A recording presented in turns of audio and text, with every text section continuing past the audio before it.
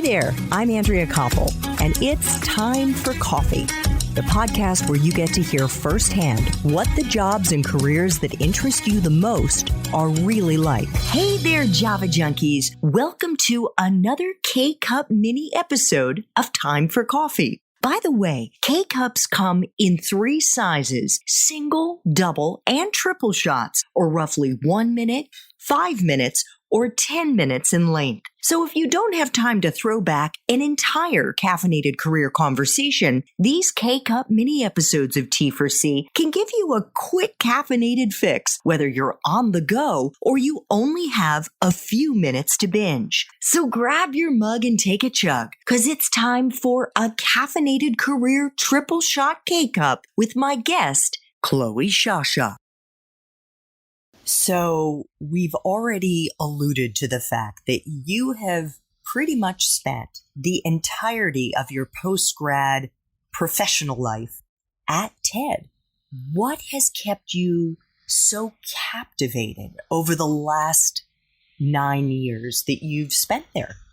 Yeah, so I did, at the beginning when I started TED, I was a contractor. So I did actually do a couple other things and came back to TED. Like I had a little stint on the TEDx team at TED, and then I helped launch this startup in Colorado for a summer, and then came back to the curation team. So there were like a few other experiences that I had, but definitely if this is an analogy of dating someone, this has been my long-term relationship, and the other ones were flings. Right. So, and I think what has kept me here is that in some ways, I think that the opportunity to learn about people's lives and learn what they do at such a level that I could actually see the specifics that would make their talk strong, and then use my own love of writing and editing to actually help them communicate that is just, I feel like I can never be fully an expert at that. Like there's just so much to learn constantly to do that better and better. And I definitely have accepted that technically I am an expert because I've been doing this for a long time, but I still feel that I have so much to learn. And that drive for me has kept me here, as well as the people, because I have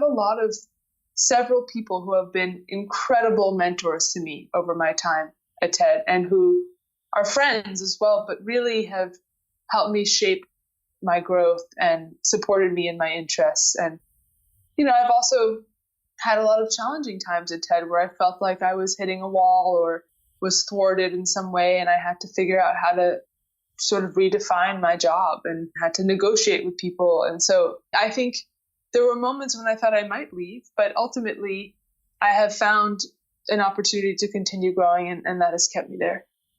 What do you think are the upsides of staying put in one organization, of staying within a single company? So I've been thinking about this a lot recently because in some ways, being at a place for a long time has downsides in the sense that you can't necessarily see what needs to change.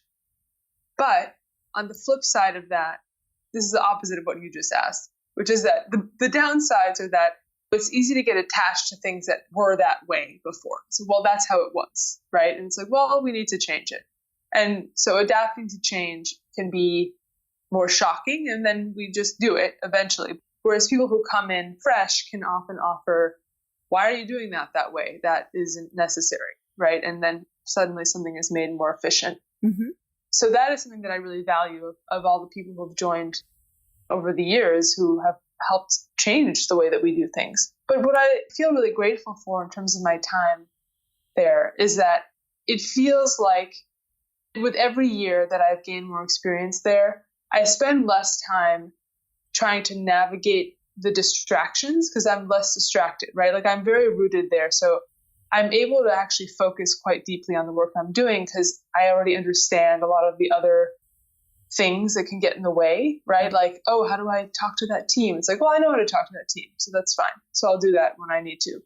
I guess like some of the social and logistical barriers that can be stressful are less stressful to me than they might be for someone brand new. And then I also have these deeply rooted relationships with colleagues who have been there a long time as well, and newer ones. And then you build trust. And I think having the trust that I feel for many people within the org is just, it's really a blessing. And it allows me to actually reach farther and do more. Yes. And I would imagine, Cloe, that it would also be incredibly empowering and that you might feel more confident to push yourself outside your comfort zone.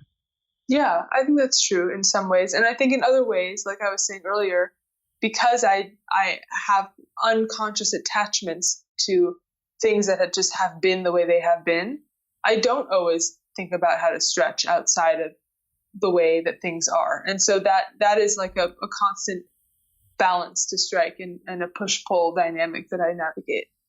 Absolutely. And there is a wonderful story that one of your best friends from Middlebury shared in an online article about you that I read. And in it, she recounts how you founded TEDx at Middlebury in 2010 and produced the first live stream TEDx at Middlebury. And I think this is a great example of how when you follow your interests and when you listen to your heart, your brain, sometimes serendipity happens. Mm-hmm. And you ended up getting an all-expenses paid trip out of that because a Middlebury grad from even before when I went there in 75 happened to hear that first live stream TEDx at Middlebury, actually when he was in some foreign country. Yeah. Right? Yeah. Yeah. And he reached out to you. Yeah. I mean, he was involved before that too. Like he was a supporter of other extracurricular Middlebury programs and was aware of this TEDx Middlebury event happening. And so, he was loosely tied to the event throughout the process, but he really changed my life by inviting me to go to that conference. And he wasn't at that one. He was at a different one. So I went there all on my own as a college senior in the spring. And that is where I met the woman who ended up hiring me at TED after I interviewed a few months later. Unbelievable. And 10 years on, TEDx Middlebury is still thriving. And there's actually a shout out to you on the TEDx Middlebury website. There is? I don't even know that. Yes. It talks about how Cloe Shasha founded TEDx in 2010. Oh, that's very sweet of them. I will tell them you can take that down since it has grown so much since then and become such a better program. Very sweet.